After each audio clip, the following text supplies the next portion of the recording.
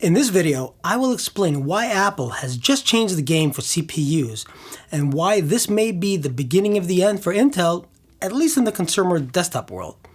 So if you don't know who I am, my name is Sam and I do tech reviews and tutorials to help you better navigate this digital world of ours. So with the introduction of the M1 Ultra, Apple just became the king of desktop CPUs. Intel has a big problem and Apple is using Intel's toasty CPUs to roast them.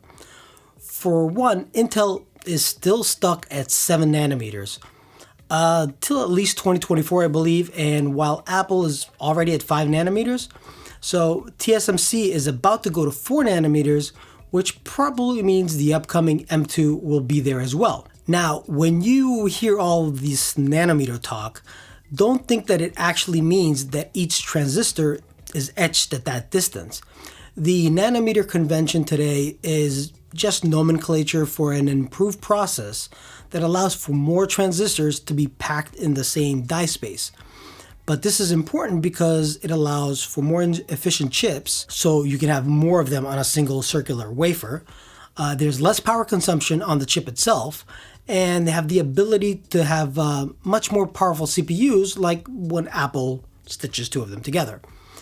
For the past several years, Intel has been playing the wrong game. They think everyday users are high-end gamers. They never work to try and get the power consumption down, which is why we still have CPUs that average about 120, 125 watts TDP. The M1 Ultra, which is two Maxes together by the way, are rated at 60 watts, which is amazing. So Intel is still using a tired old architecture that in essence hasn't changed much in 30 years. The big issue with that is they're a very monolithic company. So they have to deal with other vendors such as NVIDIA and they can't really change much.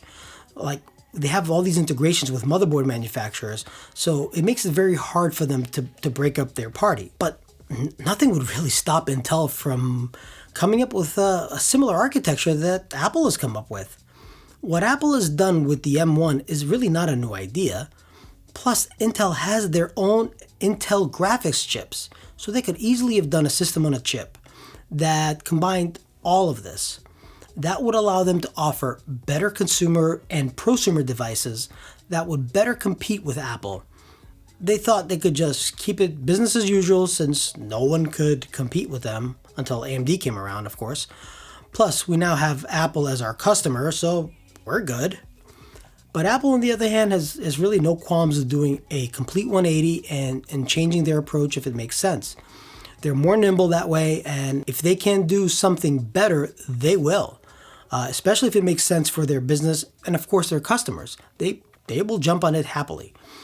They smartly started a plan of pulling all the components in-house so they don't have to rely on others' missed deadlines and crucially missed expectations, such as when Intel overpromised what they could deliver to Apple and then they failed. All those years of research and development allowed Apple to be more imaginative and innovative, and what they just announced with the M1 Ultra is probably a nail in the coffin for Intel, at least for the consumer space. Intel has many other products and business lines, so they'll probably be fine. But honestly, why would a consumer choose a device that is louder, hotter, eats up more power and battery, and costs about the same? The M1 Ultra is just insane.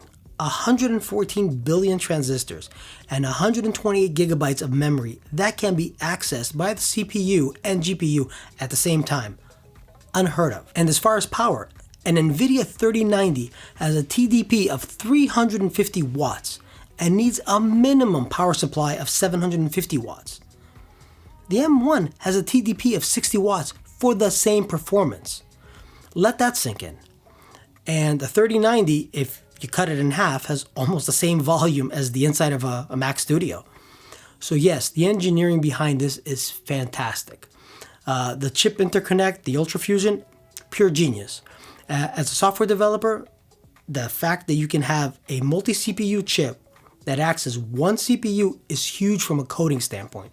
It will save months of developer time not having to code for that, since that tends to be the most complicated part of the code.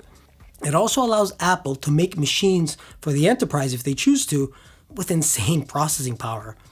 If, for example, they stitch 4 Maxes together. I honestly can't imagine what the M2 will be like.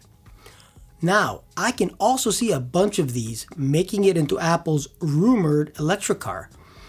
With these chips having so much graphics and AI processing power and consuming so little power, which is crucial for electric cars, it would not surprise me that this is a preview of some of the components that will make it into their self-driving cars. Being that RAM, graphics, and CPU are all tied together, it would allow the multiple sensors that such a vehicle would have to dump all the data on its own dedicated chip and have it processed extremely fast. So all the graphics processing engines could provide almost real-time feedback of like road conditions, such as if there's any obstacles or anything unexpected happens as you're driving the vehicle. That would be necessary if it's true that Apple's electric vehicle is designed to be completely driverless, which is why I think Apple has just become the king of CPUs. Now, for the past several years, I've been dying to find a way to digitize all of my documents, all of my paper documents, taxes, everything, and have a backup of it online without worrying about people hacking it. I think I found the perfect solution that I've been using for a while now, and it's been working great for me. If you want to learn more about that, check out my video up here. Thanks for watching.